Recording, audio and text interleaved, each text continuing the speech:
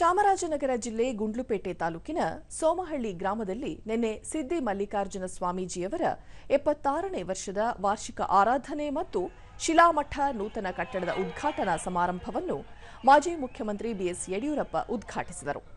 ಈ ವೇಳೆ ಸುತ್ತೂರು ಮಠದ ಶಿವರಾತ್ರಿ ದೇಶಿಕೇಂದ್ರ ಸ್ವಾಮೀಜಿ, ಸಿದ್ದಲಿಂಗ ಮಠದ ಸಿದ್ದಲಿಂಗ ಸ್ವಾಮೀಜಿ, ಶಾಸಕ ಗಣೇಶ್ ಪ್ರಸಾದ್, ಮಾಜಿ ಶಾಸಕ ನಿರಂಜನ್ ಕುಮಾರ್ ಮತ್ತಿತರರು ಉಪಸ್ಥಿತರಿದ್ದರು.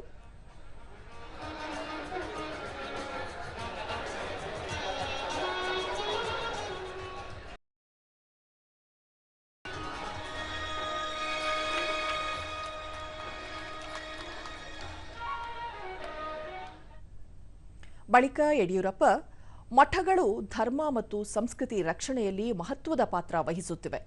ಎಲ್ಲ ಮತ, ಧರ್ಮ ಮತ್ತು ಸಮುದಾಯಗಳ ಜನರು ನೆಮ್ಮದಿಯಿಂದ ಬದುಕಲು ಸರ್ಕಾರಗಳು ಹೆಚ್ಚಿನ ಗಮನ ನೀಡಬೇಕು. ರೈತ ಸಮುದಾಯ ಸಮಸ್ಯೆಗಳನ್ನು ಬಗೆಹರಿಸಲು ಇಚ್ಛಾಶಕ್ತಿ ಪ್ರದರ್ಶಿಸಬೇಕು. ಹೆಣ್ಣು ಮಕ್ಕಳ ಅಭಿವೃದ್ಧಿಗಾಗಿ ತಮ್ಮ ಸರ್ಕಾರ ಭಾಗ್ಯಲಕ್ಷ್ಮಿ ಯೋಜನೆ ಜಾರಿಗೊಳಿಸಿತ್ತು. ದೇಶದಲ್ಲಿ ಸುಭದ್ರ ಸರ್ಕಾರವಿದ್ದು ಪ್ರಧಾನಿ ನರೇಂದ್ರ ಮೋದಿಯವರ ದಕ್ಷ ಆಡಳಿತ ನೀಡುತ್ತಿದ್ದಾರೆ ಎಂದರು. ನೆಮ್ಮದಿಯಿಂದ ಗೌರವದಿಂದ ಬಾಳಿ ಬದುಕಬೇಕು ಅನ್ನುವಂಥದ್ದು ನನ್ನ ಉದ್ದೇಶ ಆಗಿತ್ತು. ನಮಗೆ ಗೊತ್ತಿದೆ, ಈ ನಾಡಿನಲ್ಲಿ ಹುಟ್ಟುವಂಥ ಹೆಣ್ಣು ಮಗಳು ಗೌರವದಿಂದ ಬಾಳಿ ಬದುಕಬೇಕು ಅಂತೇಳಿ ಏನು ಭಾಗ್ಯಲಕ್ಷ್ಮಿ ಯೋಜನೆಯನ್ನು ಜಾರಿಗೆ ತಂದೆ.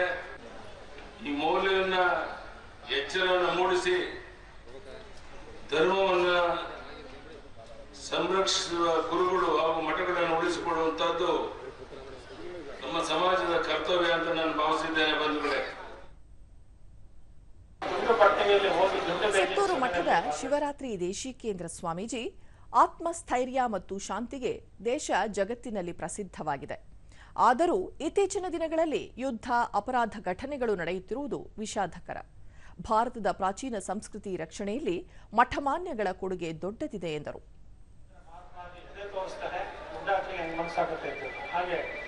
ಆತ್ಮಸ್ಥೈರ್ಯದಿಂದ ಜಗತ್ತಿನ ಮನಸ್ಸನ್ನು ಗೆದ್ದಂತಹ ಕೀರ್ತಿ ಭಾರತ ದೇಶಕ್ಕೆ ಸಲ್ಲುವಂತಹದ್ದು ಅನ್ನೋದು ಭಾರತೀಯರಿಗೆ ಹೆಮ್ಮೆ ತರಬೇಕಾದ ಸಂಗತಿ. ಅದೇ ಇಂಥ ಸಂದರ್ಭದಲ್ಲಿ ಇವತ್ತು ಜಗತ್ತಲ್ಲಿ ಘಟಿಸ್ತಾ ಇರುವಂತಹ